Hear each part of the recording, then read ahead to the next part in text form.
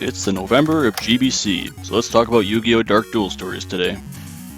This game is based on that one show featuring those weird people who get really dramatic about a stupid card game. I'm not so sure about that show, to be honest, but my friends and I loved the actual card game, and then most of us quit when the game had pendulum monsters happen, and then the rest of us quit when link monsters happened. But hey, this game's from 2002, so none of that stuff is here. There is no story in this game. You just get a bunch of people to play cards against, and when you beat them all 5 times, you move on to the next group of opponents. I don't know why 5 is a magic number here, it just is. You don't really do anything in this game except for duel people, but that's okay, because card games are fun. So this is the part where I ask if you played Yu-Gi-Oh! Before, because if you haven't, then I'll tell you right now, you're probably not going to like this game very much, because there is no tutorial here. You're just expected to know how the game works or read the instruction manual. So this video is going to be more geared towards Yu-Gi-Oh! Fans, because anyone else probably won't get much out of it anyway. But even if you do know how the game works, there's still some pretty weird differences. It's not as weird as some of like the really old games, like Forbidden Memories, but it's got some oddities. To name a few of the oddities, trap cards only last for 1 turn, and you can only play 1 at a time. You can't have more than 5 cards in your hand. Effect monsters can only use their effect once. The graveyard doesn't exist, and those destroyed cards are just out for the rest of the duel. Some cards are completely different from the real-life counterparts, and much, much more. Every time you win a duel, you get a new card that you can add to your deck if you want to.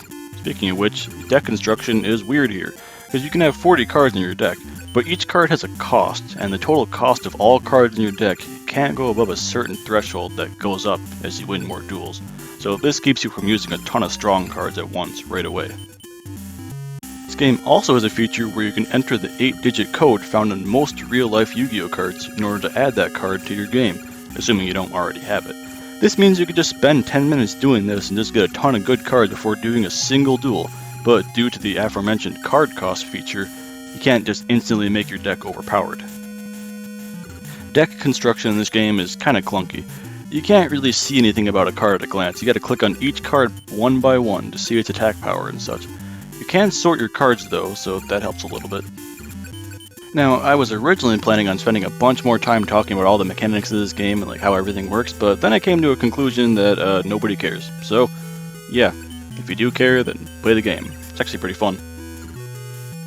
The AI in this game is kinda dumb.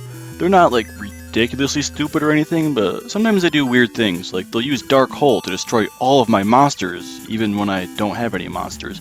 Or, there's always a classic thing where they'll tribute a powerful monster in order to summon a weak monster. Oops. But, on the other hand, later on in the game, the opponents start using really powerful cards. Like Swords of Revealing Light, you're going to see that a lot in the later game. Change of Heart, Ryugeki, they'll use them a lot. In fact, sometimes you'll see them use Swords of Revealing Light 3 times in one game, which is interesting because you're only allowed to have 1 copy of that card in your deck.